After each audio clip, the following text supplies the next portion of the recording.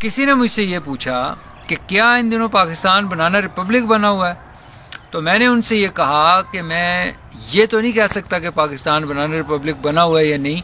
لیکن یہ ضرور بتا سکتا ہوں کہ بنانا ریپبلک کہتے کسے ہیں۔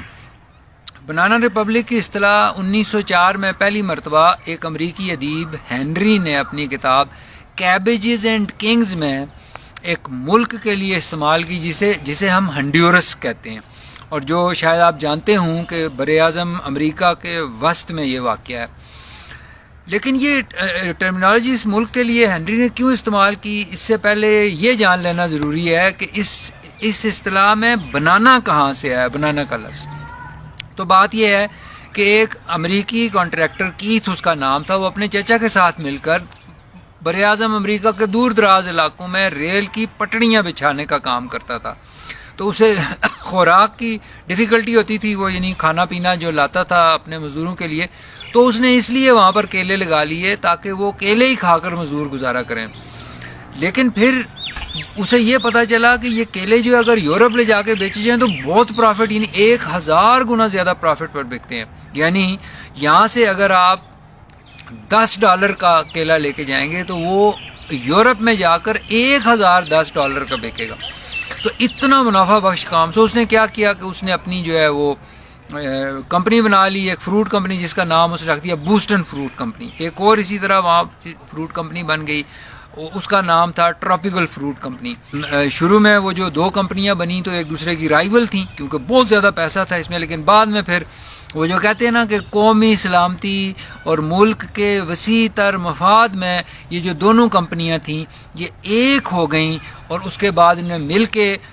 وہ کیلے کا کاروبار شروع کر دیا، اور اتنا امیر ہو گئیں کہ انہیں ڈر لگا کہ ایسا نہ ہو کہ کوئی حکومت ہمارے اس کاروبار کو متاثر کر دے۔ سو انہوں نے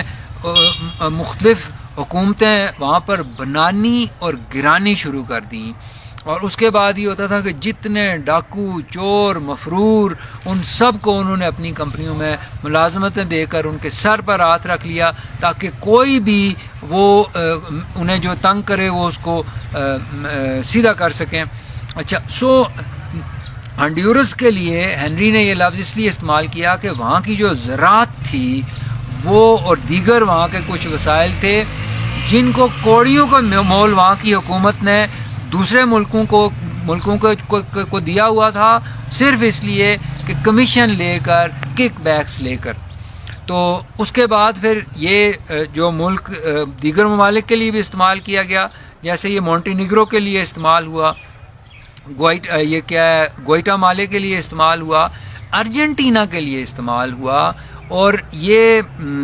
جو ہے اس طرح سے استعمال ہونے لگا کہ وہ ممالک، یعنی اس کی ظاہر ہے وہ کینوس بڑھتا گیا کہ وہ ممالک جہاں پر جو لوگ ہیں ان کے وسائل دوسرے ممالک کو جا رہے ہوں، پرافٹ جو وہ ان کے جو بینیفیشریز ہیں اس ملک کے جنہوں نے اسٹیٹس کو رکھا ہوا ہے وہ کھاتے رہیں، اور ٹیکس جتنا ہو وہ عوام کو لگے، جتنی عیاشی ہو وہ حکمران کریں، اور جتنی تکلیف اٹھانی ہو وہ عوام کو اٹھانی پڑے۔ اور جیسے میں نے بتایا کہ اسمبلی جو ہے وہ ربر سٹیمپ ہو، اس کو جو حکم آئے اس پہ دستخط کریں، تمام قوانین جو ان کے پیروں تلے ہوں، جو ان کا بس چلے، جس قانون کو جیسے توڑنا موڑنا چاہیں یہ توڑ موڑ سکیں۔ تو یہ اس کی بنانا ریپبلک کی ہسٹری ہے۔ اور ایک بڑا خوبصورت اس کا جو بولیویا ایک ملک ہے، اس کے گستادو گزمان، اگر میں غلط ان کا نام مجھے نہیں یاد، لیکن کیونکہ یہ بات مجھے اتنی اچھی لگی تھی کہ مجھے یاد ہو گئی، وہ امریکہ میں سفیر تھے جب بولیویا کے، تو انہوں نے کہا کہ امریکہ ہمارے ساتھ ہماری آزادی کو اور خود مختاری کو نظر انداز کر کے ہمارے ساتھ ایسا سلوک کر رہا ہے جیسا کوئی بنانا ریپبلک کے ساتھ کرتا ہے۔ امید ہے آپ اچھی طرح سے سمجھ گئے ہوں گے کہ بنانا ریپبلک کا کیا ہوتی ہے۔ اب اس بات کا فیصلہ آپ خود کر لیں کہ پاکستان بنانا ریپبلک ہے یا نہیں۔